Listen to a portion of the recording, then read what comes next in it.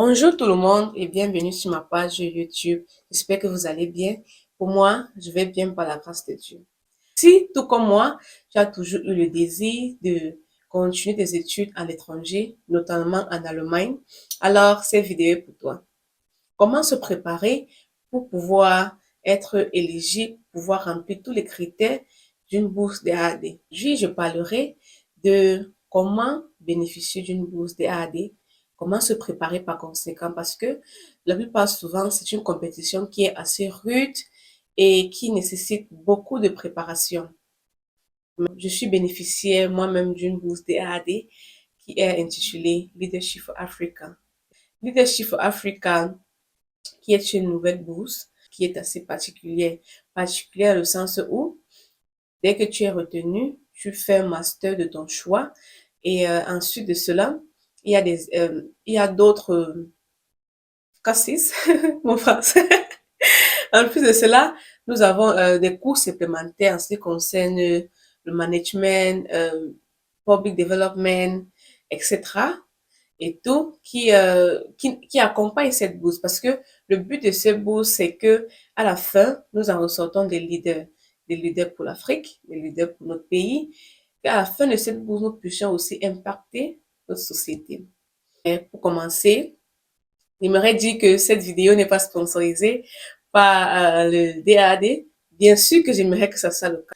En quelques mots, je vais définir le DAD pour que vous puissiez avoir une idée de quoi il s'agit. Alors, le DAAD qui veut juste dire Deutsche Akademische Austauschdienst est une association de droit privé de la République fédérale d'Allemagne qui a pour but de promouvoir des échanges universitaires internationaux. Alors, étant moi-même titulaire d'une licence à l'université de Yaoundé 1 de Guayaquil, j'avais toujours pour rêve de poursuivre mes études en étranger.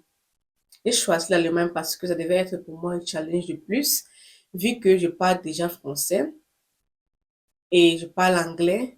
Je voulais un autre endroit différent de cette langue-là parce que je suis passionnée de langue. Je voulais apprendre une nouvelle langue, apprendre une nouvelle culture et tout. Et je me suis dit, pourquoi pas l'Allemagne? J'ai commencé à faire beaucoup de recherches sur Internet et je me suis rendu compte que il y a en effet un service de renseignement de communication du DAAD dans le campus de Guayaquil, information qui était nouvelle pour moi. Je suis donc allée dans ce bureau. J'ai pris des renseignements par rapport à des bourses et des employés font du bon boulot. Et après ça, il fallait que je me prépare. J'ai vu des bourses, mais je n'avais pas encore tous les critères qui me rendaient éligible à pouvoir postuler à cette bourse. Qu'est-ce que j'ai fait? Il fallait que je me prépare. Il faut toujours avoir de bonnes notes. Ça, c'est quelque chose qui est très important. Quand on veut avoir une bourse, quand on veut étudier à l'étranger, c'est toujours important d'avoir de bonnes notes, que ce soit au niveau des relevés de notes ou bien au niveau de la note finale. Il faut toujours avoir de bonnes notes. Parce que quand tu postules pour un master, quand on te demande ta licence, on demande également les relevés. Donc, il faut que au niveau 1, relevé du niveau 1, niveau 2, niveau 3, tu puisses avoir de bonnes notes. Des bonnes notes qui sont peut-être de 13 de moyenne en montant. Il faut que tu puisses pouvoir prouver cela. En plus de cela, ta licence, parce que je pense que la licence, c'est notamment la somme des notes du premier niveau jusqu'au troisième niveau. Donc, avec un bon relevé et une bonne note en licence, ça te permet de pouvoir concourir, de pouvoir compétir pour cette bourse-là. Ensuite de cela, il y a un point très très important que j'aimerais dire, que j'aimerais illustrer, qui est l'expérience professionnelle. Bon, quand j'ai fini ma licence, je me suis dit, qu'est-ce que je dois faire? Je dois continuer à vivre. J'ai pas voulu faire un master parce que ça me demandait beaucoup et j'étais pas encore prête à me donner à fond. Donc, je me suis dit, OK, je fais cette vidéo maintenant parce que je pense que ça aiderait beaucoup d'autres jeunes qui envisagent également d'étudier en Allemagne. Moi, quand je voulais postuler pour une bourse, je n'ai pas eu cette information.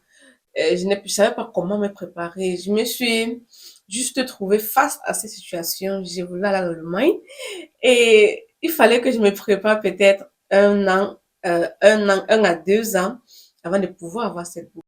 Si par exemple, en faisant mon bachelor, je savais déjà qu'il y avait quelque chose comme ça, je me préparerais en conséquence pour que dès que je finis mon bachelor, je puisse postuler et peut-être avoir cette bourse. Quelque chose dans mon domaine et j'étais prof d'anglais. Donc, j'étais prof d'anglais, j'enseignais l'anglais aux francophones. Puisque ma licence déjà, c'était une licence en études bilingues, donc j'ai fait études contrastives du français et de l'anglais. Tout ce qui a à voir avec la traduction, la rhétorique des deux langues, etc. Je me suis dit, pourquoi ne pas enseigner l'anglais aux francophones, qui était aussi un moyen pour moi de gagner de l'argent parce que je vais en revenir pourquoi il fallait que je gagne de l'argent. Donc, comme je disais, il faut toujours avoir l'expérience professionnelle parce que on demande toujours au moins 2 ans d'expérience professionnelle. Étudier seulement ne suffit pas. Il faut que ce que tu as eu de l'école, tu puisses aussi l'utiliser dans ta vie quotidienne dans un domaine précis. Alors, c'est intéressant, mais aussi assez stressant. J'étais très jeune. Je pense que j'avais 21 ans quand j'ai commencé à enseigner et j'enseignais mes égaux et peut-être mes aînés. C'était pas facile, mais à la fin de la journée, j'ai de très bons souvenirs de ce job et ouais, je suis toujours en contact avec certains de mes élèves. Après cette expérience, j'ai compris beaucoup de choses parce que, un point, je ne savais pas ce que je voulais faire.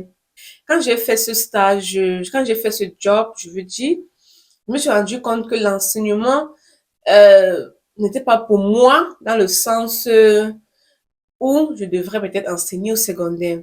Peut-être je peux enseigner plus tard, un niveau un peu plus élevé, mais ça m'a permis de comprendre beaucoup de choses qui concernent faire carrière pour moi et vraiment, ça a été quelque chose de magnifique. Donc, maintenant, après avoir eu de bonnes notes en ce qui concerne la licence et aussi après avoir acquis peut-être 2 ou 3 ans d'expérience professionnelle après sa licence et on veut postuler bien sûr pour une bourse en master, il est aussi important de ne pas oublier la langue qu'on devra utiliser pour étudier. Donc, ça pourra être soit le français, soit l'allemand. Pour maintenant revenir travailler en tant qu'enseignante pour pouvoir gagner de l'argent et en même temps acquérir d'expérience professionnelle. Comme on perd souvent, j'ai fait une pierre deux coups. Dans cet argent dont je gagnais, je me payais des cours d'allemand au Goethe Institut parce que je voulais apprendre une nouvelle langue. L'anglais et le français ne me suffisaient plus. Je voulais apprendre une nouvelle langue et je voulais aussi étudier en allemand. Donc, j'ai fait les cours d'allemand jusqu'au niveau C1 et j'ai obtenu mon test DAF étant au Cameroun. Ça m'a permis d'avoir cette bourse. Ça m'a beaucoup boosté parce que quand tu postules, c'est vrai que la compétition, elle est assez compétitive, rude et tout, mais quand tu as une bonne licence, quand tu as l'expérience professionnelle, parce que l'expérience professionnelle, directement, ça joue un grand rôle en ce qui concerne ta motivation pour pouvoir faire cette bourse. Parce que tu as l'expérience, tu sais de quoi tu sais d'où tu viens et tu sais où tu pars. Donc, ça fait que tu as déjà un plus devant d'autres candidats. Maintenant, pour couronner le tout, quand tu as une bonne connaissance de la langue parlée, c'est parfait. J'ai pas fait un IELTS ou un TOEFL parce que je parle déjà anglais. L'anglais, c'est ma première langue. J'ai pas eu besoin de faire un IELTS ou un TOEFL. Donc, pour ceux qui ont l'anglais comme la deuxième langue, il est recommandé de faire le TOEFL parce qu'en Allemagne, on parle également anglais. Mais pourquoi ne pas faire les deux si on a l'opportunité de le faire? C'est toujours une bonne chose. Apprendre une langue, c'est toujours un plus. On ne perd jamais rien à apprendre une langue. Donc, si tu as l'opportunité d'apprendre l'allemand, toi qui as l'anglais comme première langue, c'est parfait, tu n'as plus de soucis à te faire. Maintenant, si toi, le français, c'est ta première langue et tu dois apprendre l'anglais. Apprendre l'anglais pour pouvoir avoir ton TOEFL ou le IELTS. Mais si tu peux aussi apprendre l'allemand, peut-être en ligne et tout, tu ne perds rien, c'est toujours quelque chose qui va t'aider. Je tiens à souligner que je ferai une série de vidéos parlant de la bourse des AAD, parlant de ma bourse, comment postuler et toute la procédure à suivre.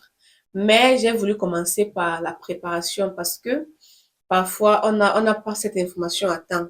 Et quand on n'a pas cette information à temps, le temps de se préparer nous prendra encore un peu plus de temps, qui peut aller à 1 à 2 ans. Bref, de vouloir continuer tes études en Allemagne, de pouvoir passer par une bourse, alors c'est mieux de te préparer maintenant parce que en le faisant maintenant, tu gagnes en temps et tu gagnes aussi en expérience. C'est pas toujours rose, c'est pas comme si tu vas postuler aujourd'hui et demain tu auras la bourse. Pourtant, quand tu te prépares, quand tu suis une série de préparations, ça augmente tes chances de réussite. Ça fait que quand tu vas postuler, il y a cette expérience qui te suivra. Dans les prochaines vidéos, je vais vous donner encore plus de détails à ce qui concerne la préparation, comment se préparer et comment postuler, comment faire une lettre de motivation, qu'est-ce qu'on doit mettre dans son CV, etc. Donc, restez scotchés, restez connectés. Arrivé à terme de cette vidéo. Je vous remercie d'avoir écouté cette vidéo jusqu'à la fin. J'espère que mon français n'a pas été catastrophique parce que je perds mon français parce que je n'utilise pas fréquemment. Donc, quand tu as la connaissance d'une langue et que tu n'utilises pas cette langue fréquemment, tu la perds. Ce qui se passe avec mon français, j'hésite beaucoup quand je veux parler et les mots ne sortent pas parce que j'utilise beaucoup plus l'anglais et l'allemand. Mais je pense que cette série de vidéos va m'aider à retravailler mon français. Donc du coup, merci de m'avoir écouté jusqu'à la fin et lâchez un pouce si vous avez aimé cette vidéo. Surtout partagez cette vidéo, s'il vous plaît, avec ceux que vous pensez que ça pourrait aider, avec ceux qui veulent venir en Allemagne étudier et qui voudront et qui veulent bien passer par une bourse. Et prenez soin de vous. Ciao!